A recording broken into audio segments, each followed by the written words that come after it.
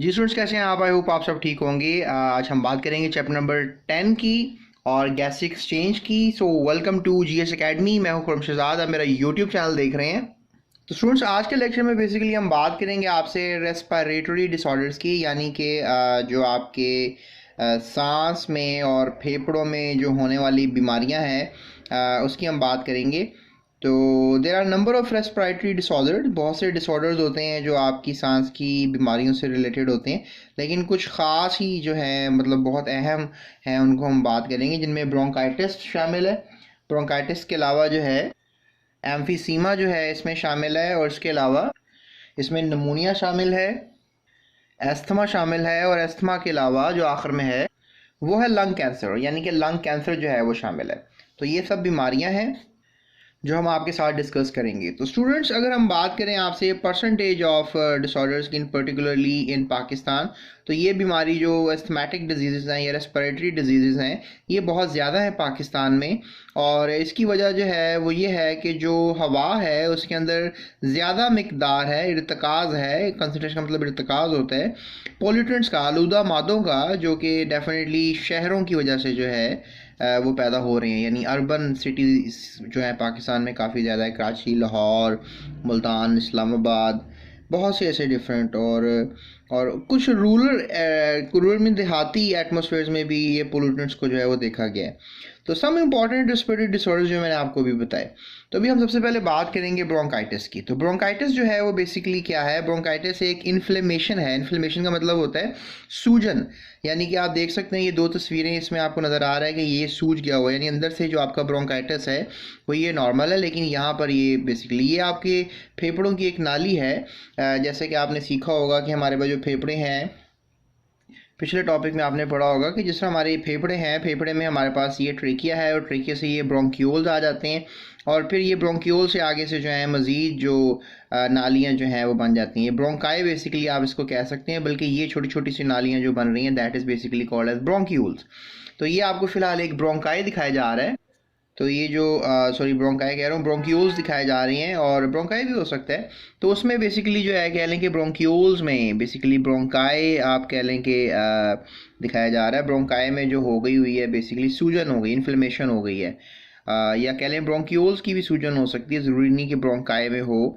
और ये आपको बताना चाहिए। सो आई होप सो कि आपको फ़र्क पता लग गया होगा कि जो ब्रोंकाई है बेसिकली ये ब्रोंकाई हैं, विच इज़ ट्रेकिया का जो एक पार्टीशन है, और जो ब्रोंक्यूल्स हैं वो सब ये दूसरे जो आपको नज़र आ रहे हैं।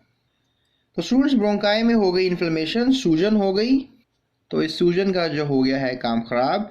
सो it results in excessive secretions. Secretions mean बहुत से काफ़ी ऐसे मादे जो कि सेल्स बाहर निकालते हैं। एक्सेसिव मीन बहुत ज़्यादा, तो बहुत से मादे जो हैं वो सेल्स निकालेंगे। Secretions of mucus into the tubes, तो आपको ये ट्यूब्स के अंदर सिक्रीशंस भी नज़र आएंगी, और बहुत से ये नॉर्मल था लेकिन इसने बहुत सिक्रीशंस निकाली, तो ये फ्लेमेट कर गया, इन्फ्लेमेट कर गया, यानी सूज गया।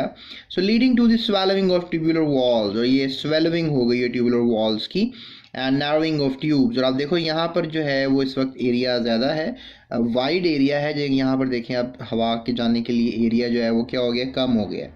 सो स्टूडेंट्स, ये ऐसा क्यों हुआ? आपको ये भी सवाल आ सकता है कि what are the causes of bronchitis. दो सवाल आ सकते हैं, what is bronchitis and what are the causes of bronchitis. So इन दोनों सवालों को जो आपने मेमोराइज रखना है।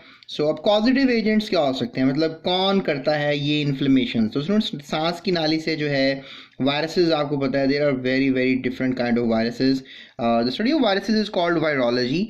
तो वायरसेस की जो है कह लें बहुत सी डिफरेंट एग्जाम्स जा सकती हैं, और फिर यहाँ पर आपके सेल्स को डैमेज कर सकती हैं। जिसमें भी आपने सुन रहा है कोरोना वायरस जो है वो भी यही सीन कर रहा है कि वो आपके बेसिकली एल्वियोलाई को डिस्ट्रक्ट करता है। तो ये फ़िलहाल अभी आपका ब्रोंकाई है और ब्रोंक्यूल्स हैं। तो वायरसेस भी काम ख़राब करते हैं, इन्फ्लेमेशन में पार्टिसिपेट करते हैं। बैक्टीरिया बहुत से हो सकते हैं, अभी हम कुछ आगे बैक्टीरिया के नाम भी पढ़ेंगे। इसके अलावा एक्सपोजर टू केमिकल इरिटेंट्स, बहुत से ऐसे केमिकल्स हो सकते हैं, कोई इंडस्ट्री एरिया में आप रह रहे हैं जो अच्छे केमिकल्स नहीं हवा में फेंकती है, कोई आई डोंट नो केमिकल की कोई इंडस्ट्री है, तो वो केमिकल इरिटेंट्स हवा में आ जाएंगे, तो आप सांस के थ्रू अगर अपने फेफड़ों में लेके जाएंगे उन केमिकल्स को, तो फिर क्या हो सकता है कि वो केमिकल्स आपको जो है वो परेशान कर सकते हैं, ब्रोंकाइटिस होगा आपको।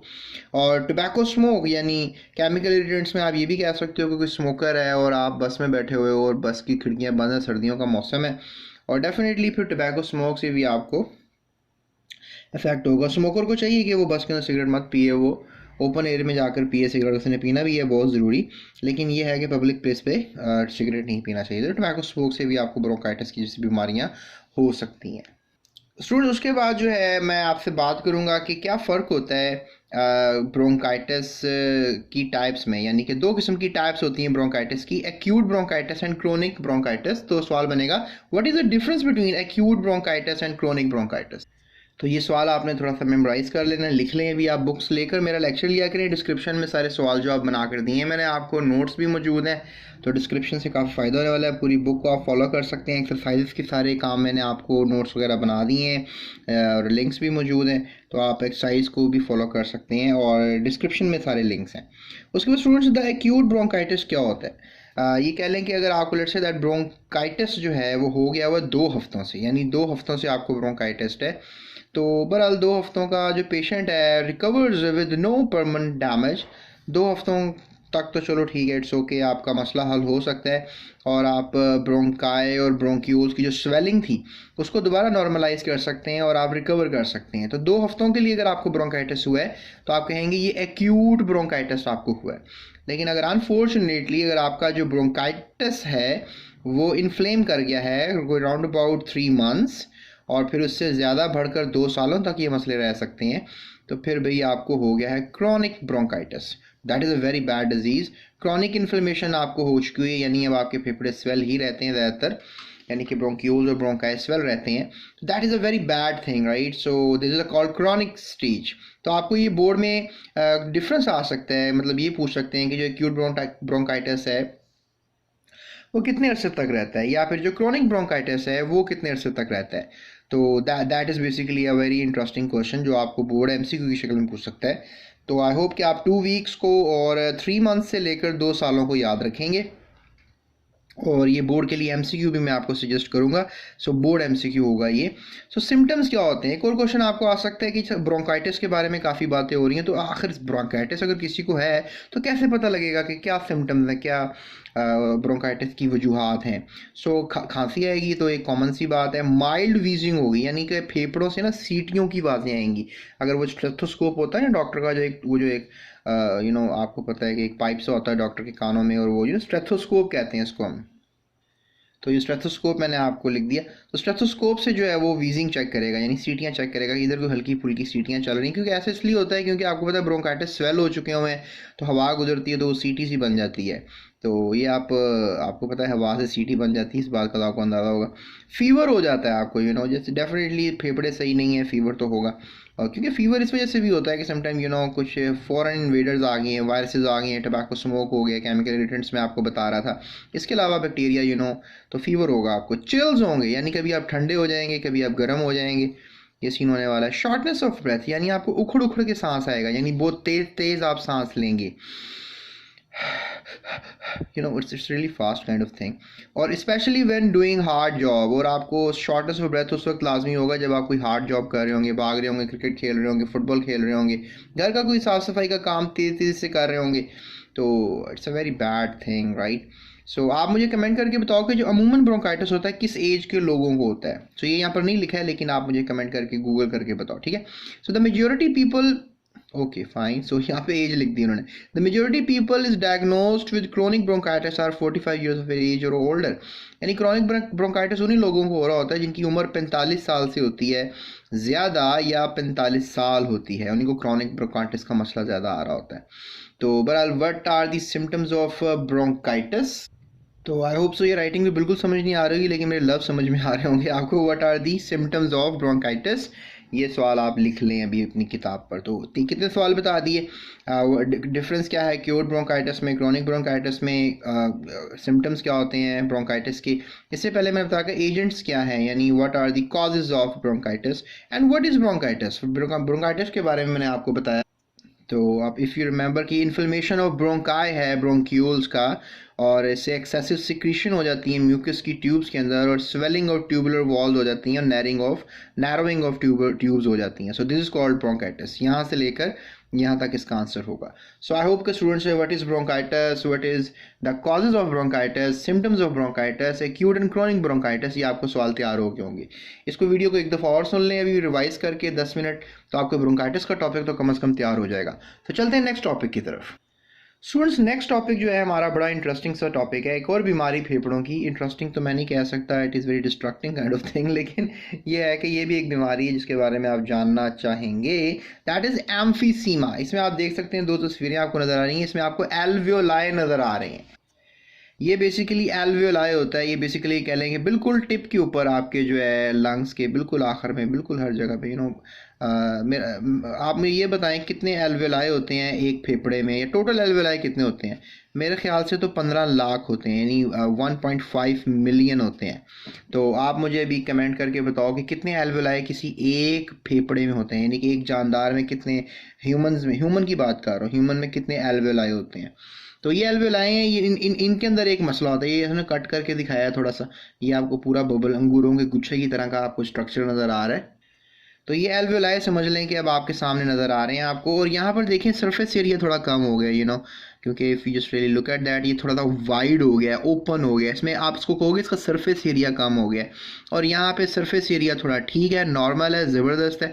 जब सरफेस एरिया नॉर्मल होता है स्टूडेंट्स, तो आप कहो कि हवा ट्रैप अच्छी करती है, और ब्लड कैपिलरीज में ईजीली चले जाती है। यानी ये जो ब्लड कैपिलरीज आपको नज़र आ रही हैं, इससे हवा ट्रैप हुई और ब्लड कैपिलरीज में आ गई। अगर सरफेस एरिया ज़्यादा होगा, अगर सरफेस एरिया कम हो जाएगा, तो फिर हवा बेचारी घूम घुमा के वापस चली जाएगी, इट विल गो बैक, और ये यहाँ से जो है it will go back to the mouth nostrils.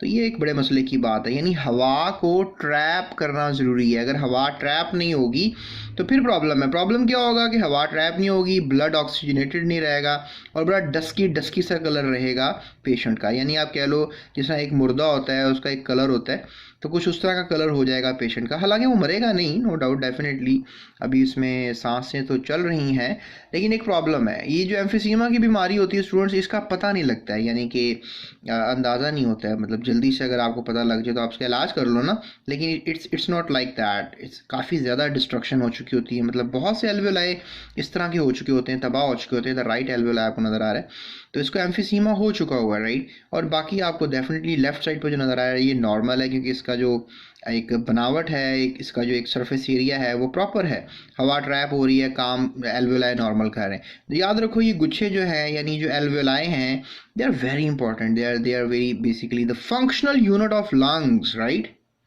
So they are basically the functional unit of lungs. तो अब मैं आपसे जो शेयर करने लगूंगा वो आइडिया ये है कि एम्फीसीमा के बारे में क्या रीडिंग्स हैं। तो एम्फीसीमा जो है ये डिस्ट्रक्शन ऑफ द वॉल्स है, ये मैंने आपको बताया कि डिस्ट्रक्शन हो रही है यहाँ पे वॉल्स की, ऑफ एल्वियोलाई। ये पूरा एक एल्वियोलाई बना हुआ है, उसकी वॉल्स की डिस्ट्रक्शन हो गई है। So it results in a larger sac but with a less surface area. अब देखो ये बड़ा सैक है, यानी कुछ बड़ा सा एरिया बन गया, लार्जर सैक है, और लेस सरफेस एरिया इसके अंदर। ये मैंने आपसे बात की ना कि सरफेस एरिया थोड़ा कम हो जाएगा, इसमें सरफेस एरिया कम है, इसमें ज़्यादा है, ये मैंने आपसे बात की।